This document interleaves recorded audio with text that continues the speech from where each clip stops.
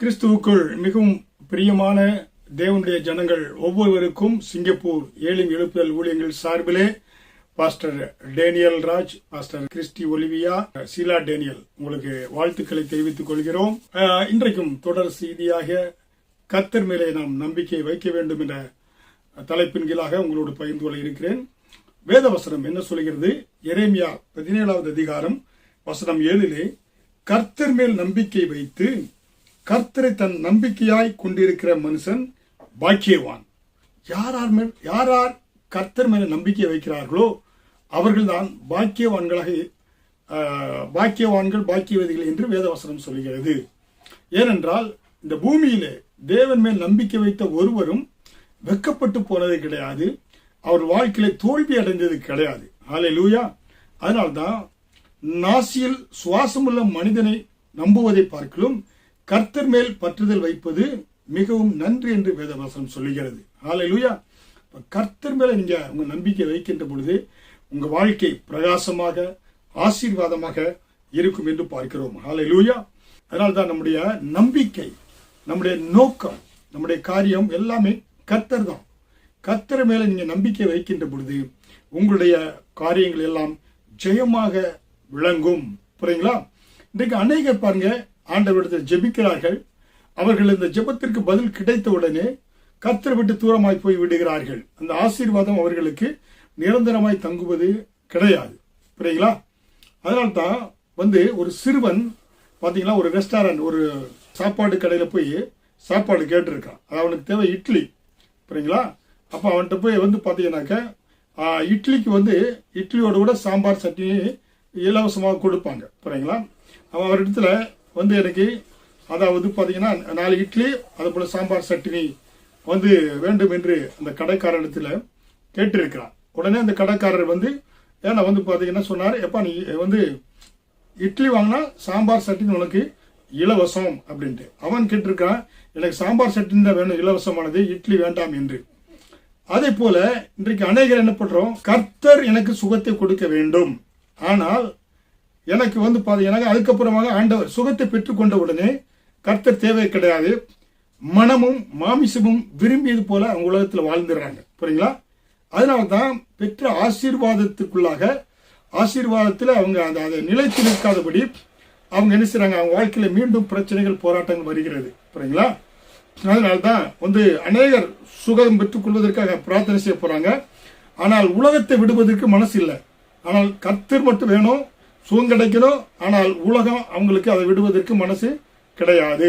புரியுங்களா? அதே போல அருமையான தேவனுடைய பிள்ளைகளே, நீங்க நம்பிக்கையை கர்த்தர் மேல் வைக்கின்ற பொழுது ஆண்டவர் என்ன செய்றாரு, முதலாவது தேவனுடைய ராஜ்யத்தை எடுங்க, அப்பொழுது சகலமும் கூட கொடுக்கப்படும். உங்க வாழ்க்கையில கர்த்தரை முதலாவது தேடிட்டீங்கன்னா சகலம் உங்களுக்கு கூட கொடுக்கப்படும். அதான் மத்திய 6வது அதிகாரம் 33 இயேசு கிறிஸ்துவோட மலை பிரசங்கத்தில் சொல்றாரு, முதலாவது தேவனுடைய ராஜ்யத்தையும் நீதியும் தேடுங்க, அப்பொழுது இவைகள் எல்லாம் உங்களுக்கு கூட கொடுக்கப்படும். நீங்க கேட்கிற சுகம், நீங்க கிடைக்கிற ஆரோக்கியம், நீங்க கிடைக்கிற எல்லா செல்வங்களும் கர்த்தரை முதலாவது நீங்க தேடிட்டீங்கன்னா அப்பொழுது எல்லாமே உங்களுக்கு கூட கொடுக்கப்படும். புரியுங்களா? யோவான் 3வது அதிகாரம் வசனம் 14 வசனம் 15 16 பார்க்கின்ற பொழுது, சர்ப்பமானது மோசையினால் வனாந்தரத்தில் உயர்த்தப்பட்டது போல மனுஷகுமாரனும் தன்னை விசுவாசிக்கிறவன் எவனோ அவன் கெட்டு போகாமல் நித்திய ஜீவனை அடையும்படிக்கு உயர்த்தப்பட வேண்டும். விசுவாசிக்கிறவன் எவனோ அவன் கெட்டு போகாமல் நித்திய ஜீவனை அடையும்படிக்கு அவரை தந்தருளி இவ்வளவாய் உலகத்தில் அன்பு கூர்ந்தார் என்று பார்க்கிறோம் வேதவசனத்தின்படியாக. புரியுங்களா? அப்ப இஸ்ரவேல் ஜனங்கள் வனாந்திரத்திலே வந்தாங்க, வணங்கா கழுத்த ஜனங்களா இருந்தாங்க, முறுமுறுக்கக்கூடிய ஜனங்களா இருந்தாங்க. அப்ப அவர்களை கொள்ளிவாய் சர்ப்பம் அவர்களை தேண்டியது. மோசே அழைத்து கொண்டு வந்த இந்த கிட்டத்தட்ட 20-30 லட்சம் ஜனங்கள் வனாந்திரத்திலே. அப்பொழுது கர்த்தர் மோசை கட்டளையிட்டார், அவர்கள் என்ன செய்தாக்க அவங்க ஜீவனை பெற்றுக் கொள்வதற்காக அந்த வனாந்திரத்திலே வெண்கல சர்ப்பத்தை செய்து கர்த்தர் கும்பலை உயர்த்தி வைக்கும்படியாக மோசை கட்டளையிட்டார். யார் அந்த வலு சர்ப்பம், அதாவது விஷ சர்ப்பத்தினாலே, அந்த கொல்லிவாய் சர்ப்பத்தினாலே கொத்தப்பட்டார்களோ அவர்கள் அந்த வெண்கல சர்ப்பத்தை நோக்கி பார்த்த பொழுது அவர்கள் ஜீவனை பெற்றுக் கொண்டார்கள் என்று பார்க்கிறோம். எனக்கு கிடைத்தா நான் பார்க்கணும், என் மனைவிக்கு கிடைச்சா நான் பார்த்தா அவங்க சுகத்தை பெற்று கொள்வது கிடையாது. அப்ப ஒவ்வொருவரும் அவங்க நம்பிக்கையை ஆண்டவர் மேல வைத்தாதான் அவங்க என்ன செய்ய முடியும், ஆரோக்கியத்தை சுகத்தை பெற்றுக்கொள்ள முடியும். ஒவ்வொருவரும் கர்த்தரை நோக்கி பார்த்தா தான். புரியுங்களா? முழு குடும்பத்துல ஒரு ஆள் ரட்சிக்கப்பட்டு மற்றவங்க எல்லாம் ஏனோதான் என்று வாழ்ந்தா நீங்க பரலோகம் செல்ல முடியாது. ஒவ்வொருவரும் ரட்சிப்பு என்பது தனிப்பட்ட மனிதர்களுக்கு உரிய காரியம். ஒவ்வொருவரும் ரட்சிக்கப்பட்டால்தான் ஒவ்வொருவரும் பரலோகத்தில் காணப்பட வேண்டும். அதனால்தான் 2 கொரிந்தியர் 3வது அதிகாரம் வசனம் 18 நாம் எல்லோரும் திறந்த முகமாய் கர்த்தருடைய மகிமையை கண்ணாடியில் காண்கிறது போல கண்டு ஆவியாயிருக்கிற கர்த்தராலே அந்த சாயலாகத்தானே மகிமையின் மேல் மகிமை அடைந்து மறுரூபப்படுகிறோம். சொன்னீங்களா? அப்ப அருமையான தேவனுடைய பிள்ளைகளே, இந்த உலகம் ஒரு நம்பிக்கையற்ற உலகமாக இருக்கிறது. இந்த உலகத்திற்கு மனிதன் மூலமாக, ஏன்னா பாத்தீங்கன்னா சுற்றுச்சூழல் மூலமாக, ஏன்னா அதே போல மனிதன் ஒருவருக்கு விரோதமாக ஒரு தேசத்துக்கு விரோதமாக கொள்ளை நோய்களை செய்து அதில் ஏவி விடுகிறார்கள், லேபரேட்டரியில செய்து அதன் மூலம் தான் இந்த கொரோனா வைரஸ் உலகம் முழுவதும் பரவியது என்று அது ஒவ்வொரு முறையும் ஒவ்வொரு தேசங்களிலும் இயற்கை சூழ்நிலைக்கு ஏற்ப அது வித்தியாசமாக அந்த பாக்டீரியாக்கள் இந்த வைரஸ்கள் உருமாறி முன்பை இருப்பதை காட்டிலும் அதிக வீரியத்தோடு கூட ஜனங்களை அழித்து கொண்டு வருகிறது, அனைவருக்கு மரணத்தை உண்டு பண்ணி கொண்டு வருகிறது. அதனால் இந்த நம்பிக்கையற்ற இந்த உலகத்திலே நமக்கு ஒரு நம்பிக்கை என்ன என்றால் கிறிஸ்து. நாம் எல்லாம் மகிமையிலே காணப்பட வேண்டும், மகிமின் மேல் மகிமை அடைந்து மறுரூபம் அடைய வேண்டும். அதுதான் நம்ம நம்பிக்கையா இருக்கின்ற பொழுது இந்த உலகத்தினுடைய பாடுகள் பிரச்சனைகள் குறித்து நமக்கு கவலை இல்லை. ஏன்னா நம்ம அதை குறித்து நம்ம நம்பிக்கை அற்றவர்களாக இருக்க தேவை இல்லை. புரியுங்களா? அதனால்தான் அருமையான தேவனுடைய பிள்ளைகளை அப்போஸ்தலனாகிய பவுல் சொல்கிறாரு, பிலிப்பியர் 3வது அதிகாரம் 20வது வசனத்திலே, நம்முடைய குடியிருப்போ பரலோகத்தில் இருக்கிறது, அங்கே இருந்து கர்த்தராய் இருக்கிற இயேசு கிறிஸ்து என்னும் இரட்சகர் வர எதிர்பார்த்து காத்து கொண்டிருக்கிறோம். அருமையான தேவனுடைய பிள்ளைகளே, அப்போஸ்தலனாகிய பவுல் நம்பிக்கை என்ன சொல்கிறது, நம்முடைய குடியிருப்பு பரலோகத்தில் இருக்குதுங்க. அதுதான் நிரந்தரமான வாசஸ்தலம். இந்த பூமியிலே ஒரு பாதசாரியை போல 70 வருடம் 80 வருடம் 90 வருடம் வாழ்கிறோம். அதற்கப்புறமாக நாம் நிரந்தரமாகிய பரலோகத்தில் நாம் குடியிருக்க போகிறோம். அங்கதான் கர்த்தரா இயேசு கிறிஸ்து வர என்னும் ரட்சகர் வர எதிர்பார்த்து காத்து கொண்டிருக்கிறோம். அந்த பரலோகத்திலே அந்த நித்திய வீட்டிலே நாம் பங்கு பெற அந்த வருகையை எதிர்நோக்கி காத்து கொண்டிருக்கிறோம். ஹல்லேலூயா! அதனால்தான் இயேசு சீக்கிரமா வரப்போகிறார், அவரையே நான் காண்பேன் என்று. ஏன்னா அன்றைக்கு யோபு அவருக்குள்ள ஒரு விசுவாசம் இருந்தது. யோபு 19வது அதிகாரம் வசனம் 25, 27 பார்க்கின்ற பொழுது, என் மீட்பர் உயிரோடு இருக்கிறார் என்றும் அவர் கடைசி நாளில் பூமியின் மேல் நிற்பார் என்றும் நான் அறிந்திருக்கிறேன். அந்நிய கண்கள் அல்ல, என் கண்களே அவரை காணும் என்று யோபு பக்தன் ஒரு நம்பிக்கை வைத்திருந்தார். அல்லேலூயா! அதனாலே இன்றைக்கு நம்பிக்கை இல்லாத உலகத்தில் இருக்கிறோம். தேசங்களுக்கு விரோதமாய் அணு ஆயுதங்களை செய்து கொண்டு யுத்தங்களை நடத்தி கொண்டு இப்படி விஷக்கிருமிகளை கொள்ளை நோய்களை ஏவி விட்டுக் கொண்டு இருக்கிறார்கள். இந்த உலக விஞ்ஞானிகள் சொல்கிறார்கள், உலகத்திற்கு அழிவு அது சீக்கிரமாக இருக்கிறது என்று. பொருளாதார நிபுணர்களை கேட்டால் உலகம் நம்பிக்கையற்ற உலகமாக இருக்கிறது.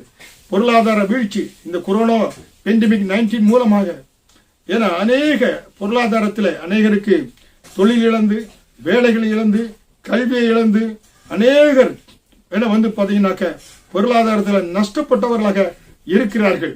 ஏன்னா இன்றைக்கு பொருளாதாரத்தில் ஒரு நம்பிக்கையற்ற சூழ்நிலை இருக்கிறோம். அரசாங்கங்கள் உதவி செய்ய முடியாத ஒரு சூழ்நிலை இருக்கிறது. அப்ப இன்றைக்கு பார்க்கின்ற பொழுது உலகத்திலே இயற்கையின் அழிவின் மூலமாக சுனாமிகள், இயற்கையில கரிமல வாயு என அதிகமாக பெருகி ஜனங்களுக்கு அழிவு உண்டாகிறது, வெள்ளம் உண்டாகிறது. இப்படி பார்க்கின்ற பொழுது மனிதன் அழிவை நோக்கி ஓடிக்கொண்டிருக்கிறார். ஒவ்வொரு மனிதனும் இந்த பூமியில வாழக்கூடிய நாட்களிலே அவர்கள் தன்னுடைய கல்லறை நோக்கி அதிசீக்கிரமாக ஓடிக்கொண்டிருக்கிறார்கள். ஒவ்வொரு வருடங்கள் கழிகின்ற பொழுது ஒரு மனிதன் 90 வருடம் வாழ்கிறார் என்றால் அவனுக்கு 40 வயது முடிஞ்சுன்னா கல்லறையில நோக்கி ஓடுவதற்கு 50 வருடங்கள் தான் இருக்கிறது. 45னா 45 வருடத்துல அவர் கல்லறைக்கு நோக்கி சீக்கிரமாக போகக்கூடியவராக இருக்கிறார். அதனாலே இந்த பூமியில வாழக்கூடிய நாம் நம்முடைய கல்லறை நோக்கி இல்ல வருகையை நோக்கி நாம ஓடிக்கொண்டு இருக்கிறோம். அதனாலே அருமையான தேவனுடைய பிள்ளைகளை, கர்த்தர் மேல உங்க நம்பிக்கை வைங்க. அதனால்தான் கர்த்தர் மேல நம்பிக்கை வைத்தார். ஒருவர் கூட வெட்கப்பட்டு போனது கிடையாது. யோசேப்பு பார்க்கிறோம் பழைய ஏற்பாட்டில் கர்த்தர் மேல நம்பிக்கை வைத்தார். கர்த்தர் மேல நம்பிக்கை வைத்ததினாலே அவர் சிறு வயதில் தாயார் இறந்து போனா கூட அவரை தன்னுடைய சகோதரர்கள் என தூக்கி மீதியானத்தில் வித்தாங்க. அவர் அந்நிய தேசத்தில் அடிமையாக கொண்டு செல்லப்பட்டு சிறைச்சாலையில் அடைக்கப்பட்டு பின்பாக அவர் என்ன செய்யப்பட்டார்? அவர் அரசனாக, அதாவது அந்த இடத்துல பிரைம் மினிஸ்டராக அங்கே உயர்த்தப்பட்டார் அந்த எகிப்து தேசத்தில் என்று நாம் பார்க்கிறோம். அவர் கர்த்தர் மேல நம்பிக்கை வைத்ததினாலே அடிமையாக சென்றாலும் கர்த்தர் அவரை அங்கு பிரதம மந்திரி என்ற ஸ்தானத்தில் உயர்த்தினார். காரணம், கர்த்தர் மேல் நம்பிக்கையா இருக்கிற மனிதன் பாக்கியவான் என்று பார்க்கிறோம். சாமுவேலை பார்க்கிறோம். ஏன்னா தாயார், தன்னுடைய தாயார் அவனை பெற்று ஆலயத்தில் போய் விட்டார்கள். ஆலயத்தில் அங்கு விட்ட பொழுது அந்த ஆலயத்தில் அவன் சிறுவனாக வளர்ந்த பொழுது கர்த்தர் அவருக்கு கிருபை பாராட்டி அவன் ஒரு இஸ்ரவேலின் நியாயாதிபதியாக, இஸ்ரவேலின் ஒரு தீர்க்கதரிசியாக, இஸ்ரவேலின் ஆசாரியனாக 3 அபிஷேகங்களை பற்றி 3 விதமான ஊழியத்தை செய்யும்படியாய் சாமுவேலை கர்த்தர் உயர்த்தியதுக்கு காரணம் சிறு வயதிலே கர்த்தர் மேல் நம்பிக்கை, கர்த்தருடைய வார்த்தையை கேட்கக்கூடியவனாக சாமுவேல் இருந்ததினாலே. ஹல்லேலூயா. கர்த்தர் மேல் நம்பிக்கையா இருக்கிற மனிதன் பாக்கியவான் என்பதற்கு என இப்படிப்பட்ட நம்முடைய பரிசுத்தவான்கள் முன் உதாரணமாக இருக்கிறார்கள். தாவீது கர்த்தர் மேலே நம்பிக்கை வைத்ததினாலே ஆடு மேய்த்துக் கொண்டிருந்த அவனை கர்த்தர் அரசனாக, பேரரசனாக, இஸ்ரவேல், யூதேயா, சமரியா தேசங்களுக்கு பேரரசனாக கர்த்தர் உயர்த்தினார் என்று நாம் பார்க்கிறோம். ஹல்லேலூயா. தானியேலை பார்க்கிறோம். தானியேல் கர்த்தர் மேல் நம்பிக்கை வைத்ததினாலே அவர் 4 ராஜாக்கள் இடத்தை அவர் பிரதம மந்திரியாக உயர்த்தப்பட்டார் அந்நிய தேசத்திலே என்று நாம் பார்க்கிறோம். ஹல்லேலூயா. அதனால்தான் நம்முடைய வாழ்க்கை, நம்முடைய நம்பிக்கையை கர்த்தர் மேல் நம்பிக்கை வைத்து கர்த்தரை தன் நம்பிக்கையாய் கொண்டிருக்கிற மனுஷன் பாக்கியவான் என்று எரேமியா 17வது அதிகாரம் 7வது வசனத்திலே பார்த்தது போல கர்த்தர் மேல நம்பிக்கை வைப்போம். நம்முடைய வாழ்க்கை பாக்கியமான ஒரு வாழ்க்கையாக மாறும். ஹல்லேலூயா. அதனால் அருமையான தேவனுடைய பிள்ளைகளை, இந்த பூமியில ஒரு சில காலம் வாழ்க்கிறோம். நம்முடைய வாழ்க்கையை நம்முடைய அழகின் மேல் வைக்காதபடி இந்த அழகான சரீரத்தின் மேல் நாம் வைத்தோம் என்றால் இந்த சரீரம் பார்த்தீங்கன்னாக்க மறித்த உடனே, ஏன்னா ஒரு நாள் 2 நாள் வைப்பாங்க. அதுக்கப்புறமாக இதை என்ன செய்வாங்க? இந்த அழுகி நாரி போகிற அந்த சரீரத்தை அடக்கம் செய்யவில்லை என்றால் புழு, ஏன்னா இதை தின்பதற்கு புழுக்கள் காத்து கொண்டு இருக்கிறது. இதை யாரும் என்ன பூமியில வைத்து கொள்ள மாட்டார்கள். அதனால மரணத்திற்கு பிறகு பார்த்தீங்கன்னாக்க நம்முடைய இந்த மாம்சமான சரீரம் அழுகி போய்விடும். ஆனால் உள்ள அந்த ஆவிக்குரிய சரீரம், ஆத்துமா எப்பொழுதும் தேவனோடு கூட இருக்கும். இந்த பூமியில் மட்டுமல்ல, பரலோகத்தில் இருக்கக்கூடியதாக இருக்கிறது. ஹல்லேலூயா. ஒருவேளை இந்த மருத்துவ சரீரத்தை அடக்கம் பண்ணினாலும் இந்த சரீரத்துக்கு சொந்தக்காரராக இயேசு கிறிஸ்து அவருடைய வருகையின் பொழுது இந்த சரீரத்தை அவருடைய உயிர்த்தெழுந்த வல்லமையினாலே மகிமையின் சரீரமாக மாற்றி அவர் தன்னோடு கூட சேர்த்துக் கொள்ளக்கூடியவராக இருக்கிறார். அதனால்தான் இயேசு என்ன சொன்னாரு? யோவான் 11வது அதிகாரம் வசனம் 25-26 நானே உயிர்த்தெழுதலும் ஜீவனுமாய் இருக்கிறேன். என்னை விசுவாசிக்கிறவன் மரித்தாலும் பிழைப்பான். உயிரோடு இருந்து என்னை விசுவாசிக்கிறவன் எவனும் என்றென்றைக்கும் மறியாமலும் இருப்பான் என்று இயேசு சொன்னார். ஹல்லேலூயா. இயேசு பரலோகத்திற்கு ஏறி செல்கின்ற பொழுது கூட மீண்டும் திரும்ப வருவேன் என்று அவர் சொன்னார் என்று நாம் பார்க்கிறோம். ஹல்லேலூயா. அதனால் தான் அவருடைய வருகையை நாம் எதிர்பார்த்து காத்துக்கொண்டு இருக்கிறோம். அவர் மறுபடியும் வருவார். அப்போஸ்தலர் 1வது அதிகாரம் வசனம் 11 என இயேசு பரலோகத்திற்கு எடுத்துக் கொள்ளப்பட்டதை சீசர்கள் பார்த்து கொண்டு இருக்கின்ற பொழுது அப்பொழுது வெண்முடை தரித்த தேவதூதர்கள் என்று இந்த இயேசுவானவர் உங்கள் கண்களுக்கு முன்பாக எப்படி வானத்துக்கு எழுந்தருளி போனாரோ அப்படியே மறுபடியும் வருவார் என்று அவர்கள் கிறிஸ்துவினுடைய வருகை குறித்து நமக்கு நம்பிக்கையை ஊட்டினார்கள் அந்த தேவதூதர்கள் என்று பார்க்கிறோம். ஹல்லேலூயா. அதனால்தான் அருமையான தேவனுடைய பிள்ளைகளை, இந்த பூமிக்குரிய பாடுகள், பிரச்சனைகள் நமக்கு நீங்கிவிடும். ஆனால் பரலோகத்திலே, பரலோக குடும்பத்திலே பாடுகள், கண்ணீர்கள், கவலைகள் இல்லாத அந்த குடும்பத்திலே நாம் எப்பொழுதும் தேவனை துதித்துக் கொண்டு ஆராதித்துக் கொண்டு நாம் இருப்போம். ஹல்லேலூயா. அதனால்தான் இந்த பூமியிலே அநேக பரிசுத்தவான்கள் அவர்கள் பாடுகளுக்குள்ளாக இரத்த சாட்சிகளாக மரித்தாலும் அவர்கள் இயேசு சீக்கிரமாய் வருகிறார் என்று சொல்லி அவர்கள் அப்படியாக ஜீவனை விட்டு அவங்க தேவனுடைய ராஜ்யத்துக்குள் கடந்து சென்றாங்க. ஹல்லேலூயா. ஒவ்வொருவரும் அவர்கள் கிறிஸ்துவுக்காக பாடுகளை அனுபவிக்கின்ற பொழுது இயேசு நாதா மாரநாதா என்று சொன்னார்கள். ஹல்லேலூயா. இயேசு சீக்கிரம் வருகிறார் என்று சொல்லி அவர்கள் பாடுகளுக்கு தன்னை ஒப்புக் கொடுத்து அவர் மரித்து பரலோக ராஜ்யத்தில் பிரவேசிக்கக்கூடியவர்களாக இருக்கிறார்கள் என்று நாம் பார்க்கிறோம். அல்லேலூயா. அதனால் தான் வேதவசனம் சொல்லுகிறது, கர்த்தர் தாமே ஆரவாரத்தோடும் பிரதான தூதனுடைய சத்தத்தோடும் தேவ எக்காலத்தோடும் வானத்திலிருந்து இறங்கி வருவார் என்று 1 தெசலோனிக்கேயர் 4:16 நாம் பார்க்கிறோம். எப்படி பழைய ஏற்பாட்டு காலத்து பரிசுத்தவான்களுக்கெல்லாம் ஒரு நம்பிக்கை இருந்தது, வருகையை குறித்து, ஆண்டவருடைய வருகையில காணப்படுவோம் என்று. யோசேப்பு பாருங்க, அவர் மரணம் அடைவதற்கு முன்பாக என்னுடைய எலும்புகளை இந்த எகிப்து தேசத்தில் இருந்தாலும் கர்த்தர் உங்களை என சில வருடங்களுக்கு அப்புறமாக என கானான் தேசத்துக்கு, நம்முடைய மூதாதையர்கள் வாக்குத்தத்தம் செய்யப்பட்ட கானான் தேசத்துக்கு கர்த்தர் உங்களை அழைத்து செல்வார். அப்படி அழைத்து செல்கின்ற பொழுது என் எலும்புகளையும் நீ எடுத்துக்கொள்ளுங்கள், செல்லுங்கள் என்று ஆதியாகமம் 50:25 தேவன் உங்களை சந்திக்கும் பொழுது என் எலும்புகளை இவ்விடத்திலிருந்து கொண்டு போவீர்களாக என்று ஆணையிட்டு கொண்டாராம். புரியுங்களா? யோசேப்பு ஜனங்களுக்கு சொல்லியிருக்காரு, கர்த்தர் உங்களை இங்க இருந்து விடுதலையாக்கின்ற பொழுது என்னுடைய எலும்புகளை நீங்க எடுத்துக்கொண்டு செல்ல வேண்டும் என்று சொன்ன பொழுது யோசேப்பு மரித்து ஏறக்குறைய 300 வருடங்களுக்கு அப்புறமாக அவர்கள் அந்த எகிப்திலிருந்து விடுதலை ஆகின்ற பொழுது யோசேப்பினுடைய எலும்புகளையும் எடுத்துக்கொண்டு மக்பேலா குகையிலே 40 வருடங்கள் அவர்கள் வனாந்தரத்தில் சுமந்து சென்று மக்பேலா என்ற குகையிலே கானான் தேசத்திலே யோசேப்பினுடைய எலும்பை அடக்கம் செய்தார்கள். தன் முற்பிதாக்களோடு கூட அவர் அடக்கம் செய்யப்பட்ட எலும்புகள் என்று பார்க்கின்ற பொழுது அவர் கர்த்தருடைய வருகையில காணப்படுவோம் என்ற ஒரு நம்பிக்கை அவருக்கு இருந்தது. ஹல்லேலூயா. அதனால்தான் வெளிப்படுத்தினால் 20:13 சொல்லப்படுகிறது, மரித்தோர் தேவனுடைய சத்தத்தை கேட்கும் காலம் வருமா, அப்பொழுது சமுத்திரம் தன்னில் உள்ள மரித்தோரை ஒப்புவித்தது, மரணமும் பாதாளமும் தங்களுள்ள மரித்தோரை ஒப்புவித்ததா. ஹல்லேலூயா. அப்ப பாருங்க, இன்றைக்கு ஆண்டவருடைய பிள்ளையா இருந்து ஒரு வெள்ளம் வந்து அரிச்சு போனா அவங்க மரித்து போறாங்க தண்ணினால. அதே போல பாத்தீங்கன்னாக்க அநேகர் பாத்தீங்கன்னாக்க ஏன்னா தீயினாலேயோ அநேகர் கப்பலை பயணம் செய்கின்ற போது தேவனுடைய பிள்ளை மறிக்கிறாங்க. இப்ப கர்த்தருடைய வருகையின் பொழுது அவங்க தண்ணினால மறித்தவர்களை அது வந்து ஒப்புவித்து கொடுக்கும். தீயினால மறித்தவர்கள், கடலில் எப்படி அநேக இயற்கை சீற்றங்களை மறித்தவர்கள் வந்து ஒப்பு கொடுக்கும். அப்பொழுது தேவன் அவருடைய அந்த பிள்ளைகளை, கர்த்தருடைய பிள்ளைகளை அவர் என்ன செய்வார், எடுத்துக்கொள்ள கூடியவராக இருக்கிறார் என்று பார்க்கிறோம். அதனால்தான் அப்போஸ்தலனாகிய பவுல் சொல்கிறார், உங்களுடைய நம்பிக்கை, என்னுடைய நம்பிக்கை எப்படியா இருக்கிறது, கிறிஸ்து எனக்கு ஜீவன், சாவு எனக்கு ஆதாயம் என்று பிலிப்பியர் 1:21 பவுல் சொல்கிறார். புரியுங்களா? கிறிஸ்து தான் எனக்கு ஜீவன், சாவு என்பது எனக்கு ஆதாயம். அப்ப நாங்க செத்து போனா அது கவலை இல்லை, எனக்கு அது ஒரு நல்ல செத்த உடனே ஒரு பெட்டர் பிளேஸ்ல கிறிஸ்து அவரோடு கூட ஜீவனுள்ள தேசத்தில் நான் பிரவேசிக்கிறேன் என்று சொல்கிறார். அதனால்தான் அவர் 1 கொரிந்தியர் 15:55 மரணத்தின் முதுகெலும்பை தட்டி, மரணமே உன் கூர் எங்கே, பாதாளமே உன் ஜெயம் எங்கே என்று சொல்லி வெற்றி முழக்கமிட்டார். அவருக்கு ஒரு நம்பிக்கை இருந்தது, நிச்சயமாக கிறிஸ்து எனக்கு ஜீவனாய் இருப்பதனாலே ஜீவனுள்ள ஒரு தேசத்திலே நான் பங்கு பெறுவேன், இந்த பூமியிலே நான் பங்கு பெறாதபடி பரலோகத்திலே பங்கு பெறுவேன் என்று சொன்னார். ஹல்லேலூயா.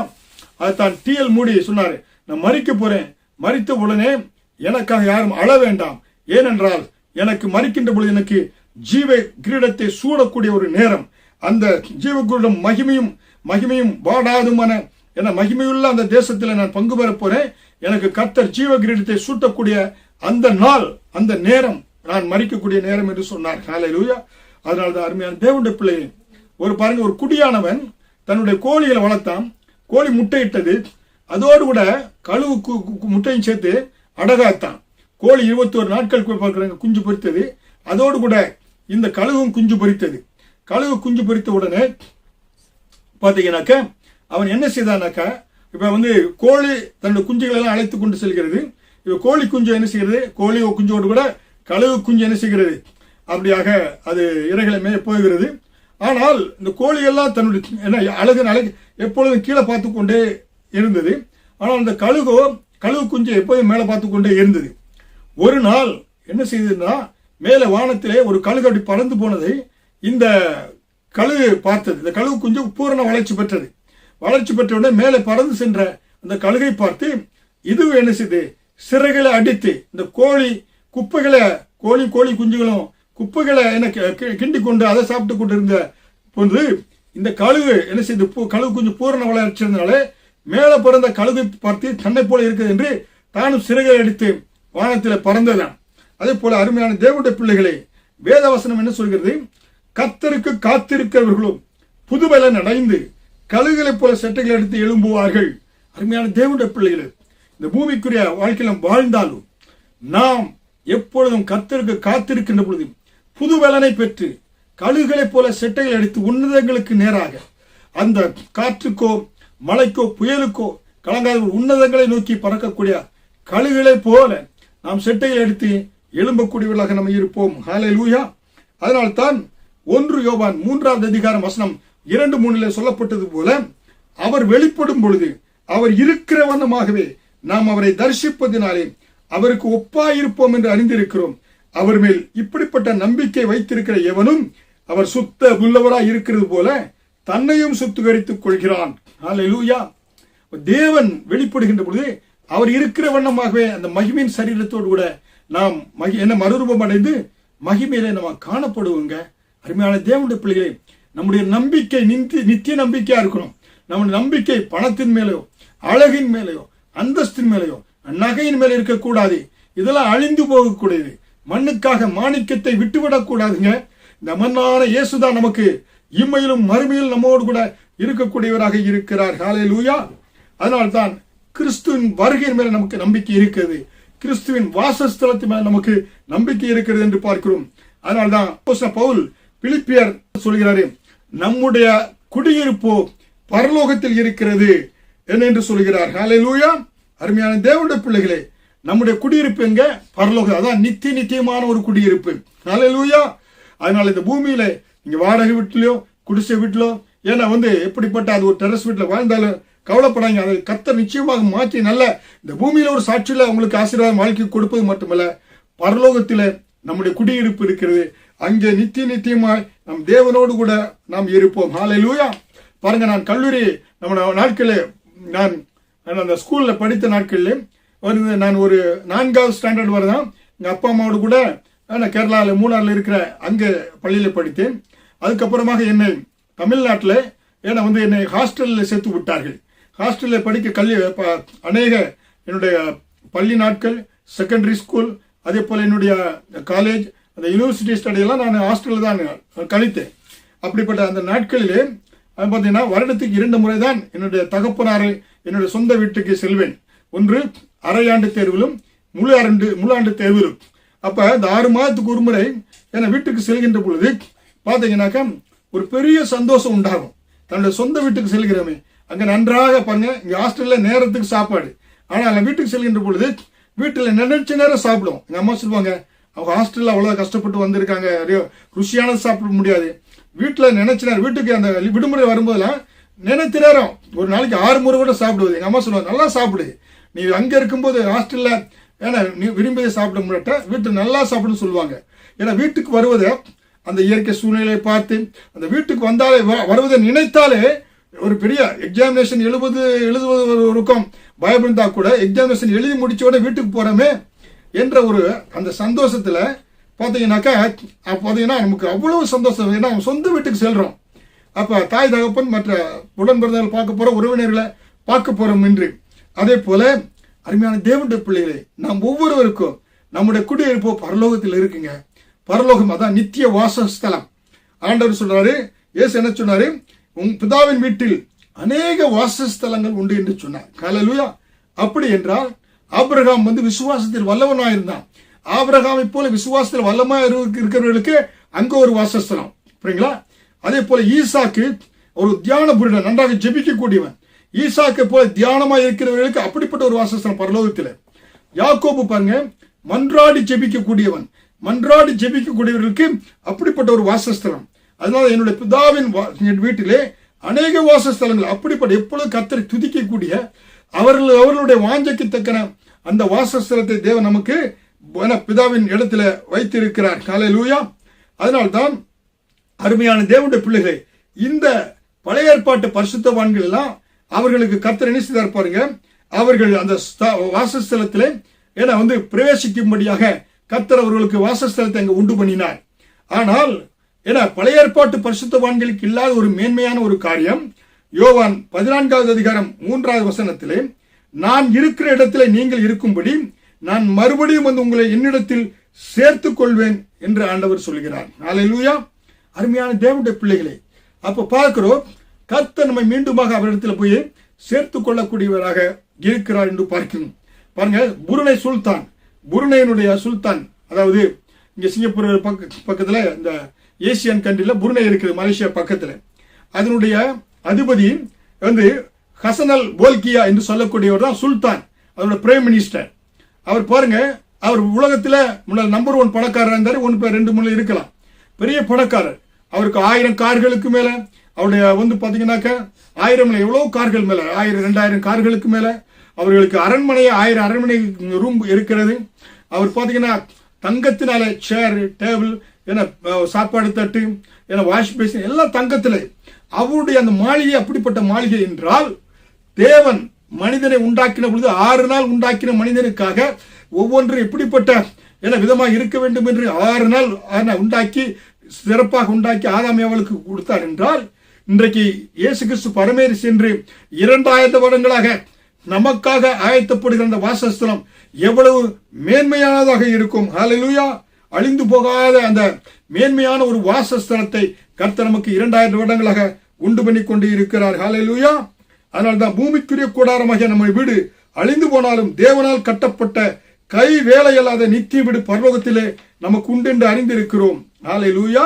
இந்த கூடாரத்தில் நாம் தவித்து நம்முடைய பரம வாசஸ்தலத்தை தரித்துக் கொள்ள மிகவும் வாஞ்சையுள்ளவர்களாய் இருக்கிறோம் என்று அப்போஸ்தலனாகிய பவுல் 2 கொரிந்தியர் 5வது அதிகாரத்தில் வசனம் 1-2 சொல்லக்கூடியவராக இருக்கிறார். ஹல்லேலூயா! அருமையான தேவனுடைய பிள்ளைகளே, இந்த பூமி எல்லாம் காணப்படக்கூடிய இந்த பூமி எல்லாம் என்ன செய்யப்படும்? இப்பொழுது கர்த்தருடைய வருகை இருக்கும் என்றால் ரகசிய வருகையிலே நாம் காணப்படுவோம். ரகசிய வருகையிலிருந்து 7 வருடம் பூமியிலே பாத்தீங்கன்னாக்கா உபத்திர காலம் 3 வருடம், மகா உத்தர காலம் 3 வருடம், அதுக்கப்புறமாக கர்த்தருடைய பகிரங்க வருகை இருக்கும். இன்றைக்கு 2021, ஒருவேளை இந்த வருடத்தில் இப்பொழுது கர்த்தருடைய வருகை இருக்கும் என்றால் 2028 வருடத்திலே கர்த்தருடைய பகிரங்க வருகை இருக்கும். ஏனென்றால் இந்த 7 வருடம் பாருங்க, பூமியிலே ரகசியவர்களை கைவிடப்படுகிறவர்கள் அவர்கள் பூமியிலே ரத்த சாட்சியாக மறிப்பாங்க. சபைக்காக வருகிறார்.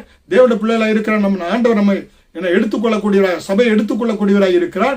மத்திய ஆகாயத்திலே ஆட்டுக்குட்டியானவர் கல்யாண விருந்து 7 வருடத்தில் அவரோடு கூட நம்ம இருப்போம். அதுக்கப்புறமாக அவர் பகிரங்கமாக இந்த பூமிக்கு அவரோடு கூட நாம் வருவோம். இந்த பூமியில ரத்த சாட்சியாக மறுத்துக் கொள்ளப்படுவார்கள், அவர்களும் எடுத்துக்கொள்ளப்படுவதற்கு முன்பதாக மரித்த பரிசுத்தவான்கள் அவர்கள் எடுத்துக்கொள்ளப்படுவார்கள். ரத்த சாட்சியாக மறுத்துக் கொள்ளப்படுவது எடுத்துக்கொள்ளுங்கள் என்று அவரை மத்திய ஆகாயத்தில் சந்திக்கின்ற பொழுது அவர்களோடு சேர்ந்து கொள்ள பூமியில தேவன் 1000 வருஷம் ஆட்சி செய்வார்.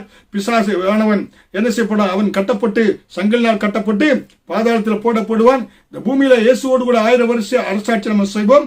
அந்த 1000 வருஷ அரசாட்சி முடிவிலே இந்த பூமி சுருட்டப்பட்டு இந்த பூமி இல்லாமல் போய் புதிய வானம், புதிய பூமி, புதிய எருசலேம், பரம எருசலேம், ஒளிமயமான இருள் இல்லாத ஆட்டுக்குட்டான மனவாட்டியுடைய அந்த பூமியிலே அந்த இடத்துல பங்கு பெறும்படியாய் நமக்காக கர்த்தர் அந்த வாசஸ்தலத்தை வைத்திருக்கிறார். ஹல்லேலூயா!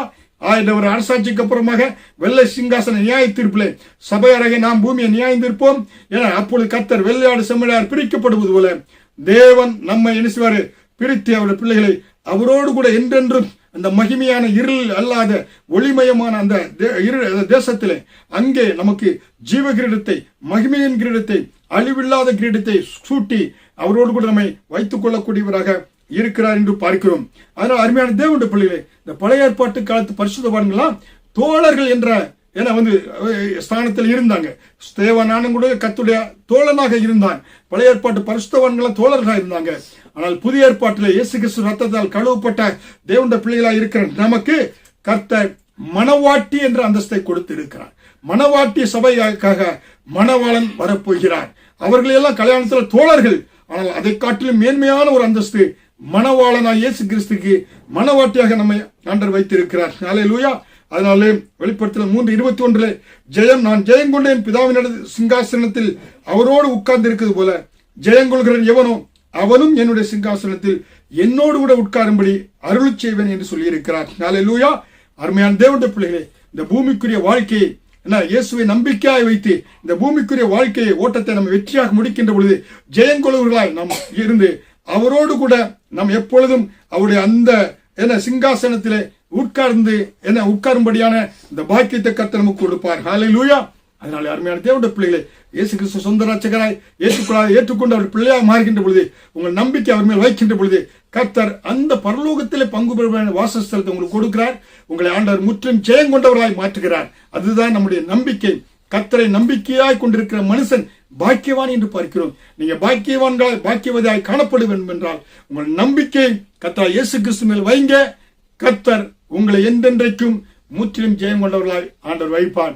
எல்லா தீங்குக்கும், வியாதிகளுக்கும், கொள்ளை நோய்க்கும் பாதுகாத்து உங்களை உங்கள் குடும்பத்தையும் ஆண்டவர் மீட்டு பாதுகாத்து இந்த பூமியிலே ஒரு ஜீவனுள்ள வாழ்க்கையாக கர்த்தருடைய வீட்டிலே நீடித்த நாட்களாய் வாழும்படியான அந்த கிருபையை கர்த்தர் கொடுத்து நடத்துவார். கர்த்தர் தாமே உங்களை ஆசீர்வதிப்பாராக. ஆமீன்.